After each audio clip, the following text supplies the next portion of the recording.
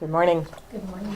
All right, so scientists once conducted an experiment to see what effect early environment and circumstances have on a being's concept of itself. This is a true story. It's not a joke.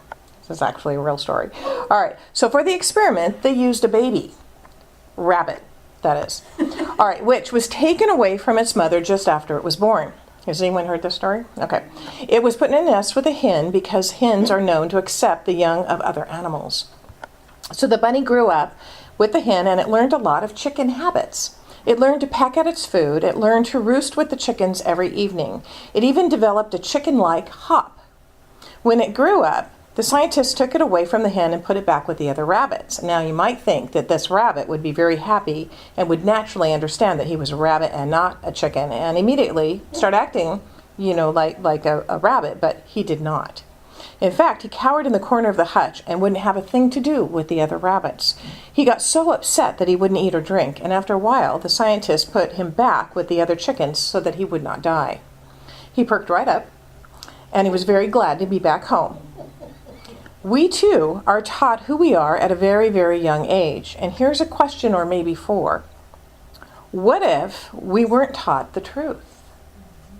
What if someone taught us all the wrong stuff? Maybe on purpose, most likely, in ignorance. How would we even know if it was the wrong stuff? And how in the world could we ever figure out what was right? The story of this experiment with the bunny and these questions constitute the opening of a book that we're going to spend the rest of this month in April exploring. And it's not a new book. It came out several years ago, but it's one that I think kind of got lost in the overflowing avalanche of the terrific metaphysical new thought books that all came out, over the past years. So this book, it was written over 15 years ago by Leandra Carroll.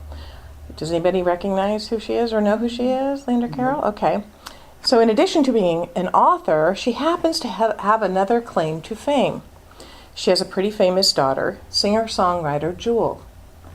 She's the mother of Jewel. The book is entitled The Architecture of All Abundance, 7 Foundations to Prosperity. Given that title, you might think that this is just another prosperity book, and gosh darn it, haven't we talked about prosperity enough already? We can never talk about it enough, but stay with me because I don't think you're going to regret it. This book is different. After diving into this book's introduction, we'll quickly realize that it is so much more than just a prosperity book. Because we all know that abundance just isn't about money, right? It's about abundance of all good things. It's a book that lays out an architecture, a plan for living. In fact, I want to read to you what appears even before the first introductory chapter, or I guess that's redundant, the introductory chapter. So here's the book's dedication.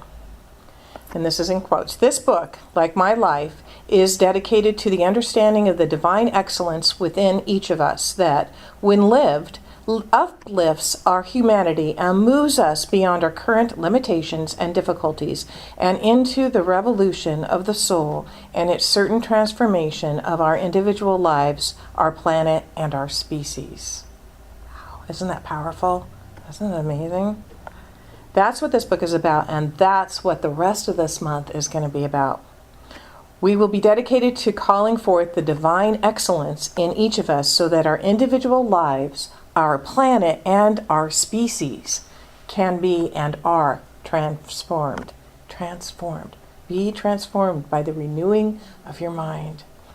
Buckminster Fuller wrote, "We are all called to be architects of our future, not its victims." Wow. So this month, using the Architecture of All Abundance as our roadmap, we will explore ideas behind building a life, a deeply satisfying life, and expressing the truth, with a capital T, of who we are. Not what we may have been taught, but who we are. And the first place to start on this journey, of course, is where? Within. Within. The answers to all of life's questions really reside inside, don't they? The Architecture of Stillness, which today's talk, of course, is entitled, and which is the title of one of the first chapters in this book, suggests that stillness is the spring that all rivers flow from and the ocean that all rivers flow back into. Stillness underlies all movement, informs all life. It is the vitality that creates us, surrounds us, and supports us. The source of stillness is the source of all creation. It is the essence in which we live and breathe and have our being. And just as there are many roads to the divine, there are many routes inward. We know many of them, don't we? What routes are there? Can maybe think of something? Meditation. There we go. Prayer. What else? Reading. Nature. Solitude. Sacred writing. Dance. Turning a bad thought into a good drumming. Ceremony. Singing. Music. Singing. Chanting. Even gardening. Even gardening can be a pathway. Doing the dishes can be a pathway in, right? I don't think so. Actually, I enjoy Laundry. There we I go. enjoy doing the I like dishes. doing Laundry. Anything can be a pathway in.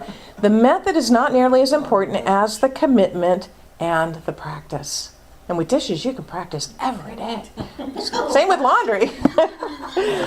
It is the repeated journey into the silence that brings the reward of stillness. And, you know, with our busy world and all that is bombarding us, stillness, wow. That is the reward. This morning I'm going to suggest a specific type of stillness. A type of stillness that has inherent in it the ability to transform situations. A type of stillness that has the power of insight beyond our rational minds. A type of stillness that enables us to know that which we have not known up until now. Up until now. Does that sound pretty good? Okay. You might be thinking this method, this technique must be complicated and it must be mysterious, only able to be done by those who have achieved certain levels of spiritual mastery. But it's not so. It can be done by anyone beginning here and starting right now. Our author, Leander Carroll, happened on this transformative type of stillness when she was only 9 years old. Here's her story, and I want to share the whole thing with you this morning because it really is a compelling story. So Leandra, she was in 3rd grade, 9 years old, and she's having a wonderful, wonderful time playing in the snow. Now, she lives in Homer, Alaska. So she's outside playing in the snow, making snowballs in various shapes, and this was a very sophisticated process. She got a bucket of water and she got some crepe paper.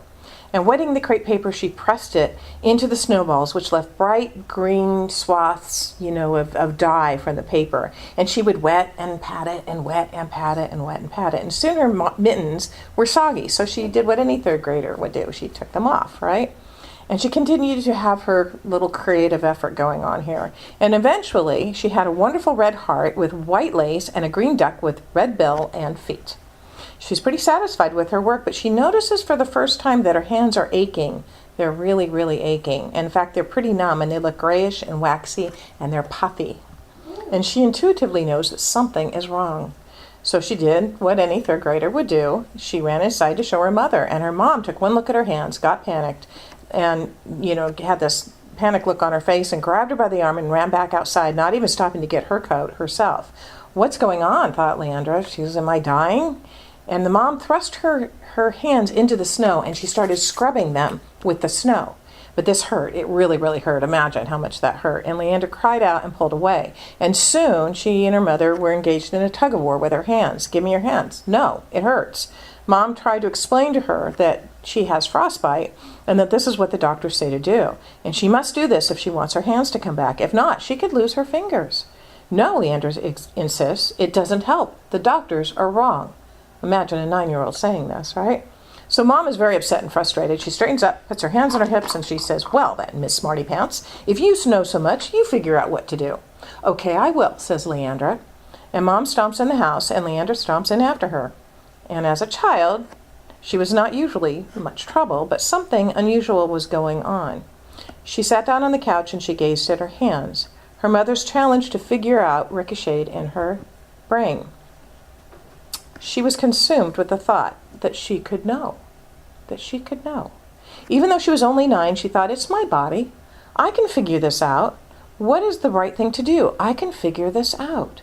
She peered at her hands, wondering fervently what to do. What is the answer? Then something happened, and she saw what to do. She literally saw her hands in a different way. She saw them as shimmering matter. In them, she saw little round things filled with liquid.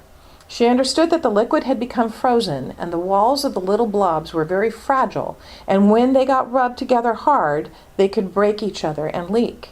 She understood that her hands needed to be warmed very slowly. So she quickly put her hands under her armpits, but they began to sting. Too fast, too hot, she realized. She went to her mom and explained that she had what she saw, the little round things in her hands that were filled with liquid, and that they were frozen, and when they were frozen, the little walls became very fragile, and they needed to be warmed very gently and very slowly. And she explained that she tried putting her hands under her armpits, but that it was too warm. So her mother sat quiet for a moment, still rather perturbed at her headstrong daughter, and then she said, "Well, there are cells in your hands, perhaps." Suddenly she said, "Let's run some cool water in the sink and put your hands in it, and then warm the water gradually." Leandra knew with an inner knowing that that was the right thing to do. Soon her hands were soft, not puffy, and returned to their normal color. And most importantly, they stopped hurting. They were fine. Mom said that was all amazing, and Dad thought it was very interesting. But the part that was truly incredible was the part that they didn't talk about. They acted like, "Oh yeah, that was a good idea you had." They missed the point. The miracle was that when the 9-year-old needed to know something, she got quiet, asked, and the answer opened itself up to her. She suddenly just knew. It had bubbled up from somewhere, from some place where all the answers are. We can know anything. It is all right here. We just have to get still and ask. So, I started thinking about this, and I thought, okay, when have I had an experience like this? And I have shared this experience before when we moved down here from Loomis, and I had developed hyperthyroidism. Just out of the blue, it seemed. I was losing weight, sitting on the couch eating Haagen-Dazs ice cream and dropping weight like crazy. And you think that sounds great, but you get heart palpitations and you have eye problems and you're hot all the time and your hair starts thinning, and it's not a good thing to have. And of course the doctor, up in Sacramento, put me on medication and said, you need to move. When you move, you need to get in with a doctor as soon as you can. And I came down here and met with a doctor who said, "Oh, you can take this medication," she says, "but we're going to need to give you radioactive iodine and kill your thyroid, and then you're going to need to take thyroid medication because then you'll have hypothyroidism for the rest of your life." And I said, oh no. So I got still, and I did meditation, and I asked for the answers. And the questions that came up were, well, what causes this? So I started researching what causes hyperthyroidism. And one of the things I read was that it's caused by physical and emotional stress. Well, let's see. Having a husband working away from you for 9 months and traveling back and forth, having to sell your home or lease your home or whatever and move your family down to a new area where you don't know it. How could that be stressful? I don't understand. So I thought, all right, well, I'm letting outside events affect who I am and affect my health. That has to stop. And so I made different choices. I started to be grateful for everyone I met. I started focusing on the wonderful, wonderful people in this area. I started seeing all of the good of the events that were happening. And I told my doctor, I said, I won't be doing that. In fact, I'm going to be weaning myself off this medication. Well, she was horrified. And she said, it's not going to work. And I said, it's going to work. She says, I will only approve this if you come in every month and have blood work done as we decrease it. Well, I did. And I decreased it, and I've been off of it since 1998, I think. It's been a long time. And my thyroid's perfect. There's no problem with my thyroid. So I'm glad I took that time to get still and to ask the questions and to follow my guidance. So Ernest Holmes tells us in The Science of Mind, let us learn to be still and let the truth speak through us. To be still and know that the inner light shines. So Leandra, she developed a system, a form of contemplation as a way to tap into this innate knowing, as a way to use this ability for whatever might come up in life. She called it her dream machine, how to come to know. And in a moment, you'll have a chance to experience that, because we're going to actually do that. But here are a couple of important things to know about this process. During it, perhaps this will happen. As you pose your questions or concerns or impending decisions, suddenly, out of the blue, answers may come. Or something may add up, or you may be pointed in a new direction. You may simply come to know something you didn't know the moment before, or you might not. The answers might not appear for a while, or they may not appear in this place, but they may come later, maybe bit by bit, over the next few days. They might pop up in a book you're reading, or in something, or someone says in a billboard you drive by. Has it ever happened? I've had, oh my goodness, yes. Something you hear on the TV or radio. And another thing, the more you practice this method of stillness, the more you will learn that there is nothing you cannot come to know yourself. Great wisdom and new ideas, comfort and peace, solutions to practical matters and difficult questions. All of it is known. There's so much to access beyond our individual minds, and the vast universe of wisdom is our birthright. It's all available to us. It only requires stillness, commitment, and practice. Of course, those are three big things. It's hard to be still today. It's hard to stay in a commitment to doing something daily. And practice, practice, practice. This is the first step in building a life. Accessing the God within, accessing our soul. When we access the soul, what comes forth is pure knowingness. Begin asking for your soul's voice to speak to you. Learn to hear it. Practice translating its wisdom in your life. You will always know your soul's voice by the quality of love and peace. That's how you know it's your soul speaking to you, by the quality of love and peace. So, everybody ready to have this experience? All right, let's do this. Let's close your eyes and take a couple of deep breaths. And imagine that you are floating in a pond. It is a pond as big as the ocean. It is an ocean of being. You are bathed in it. There's nothing that is not in it. It is the pure source of all that is. It has everything in it that is possible to know or feel or think or see. The whole wide world is in it. It is a safe and beautiful place. Slowly, let yourself sink down in the ocean of being. Breathing underwater is not a problem, so you need not worry about that. Slowly, slowly sink to the bottom. It is a lovely sandy bottom. There are plants and fish and shells and rocks. And just take a moment to sit and enjoy it for a time. Remember, this is a very, very safe place. Now look up and see the surface far above you.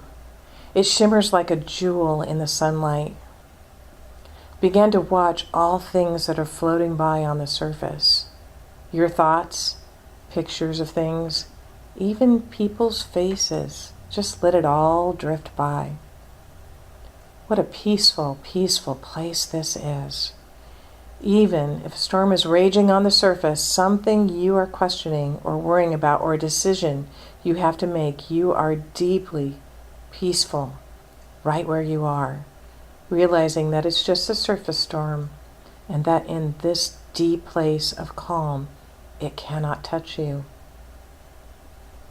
Journey deeper into the silence, into the depths of being.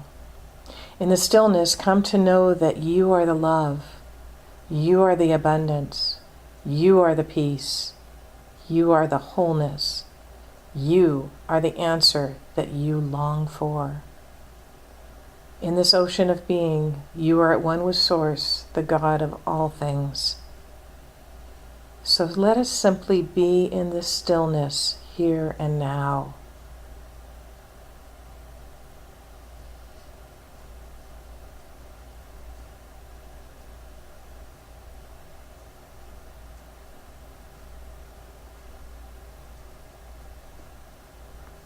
And now, as you gently and easily return to the surface of this ocean of being and return to this room, all is calm, all is well, and all is done. And so it is.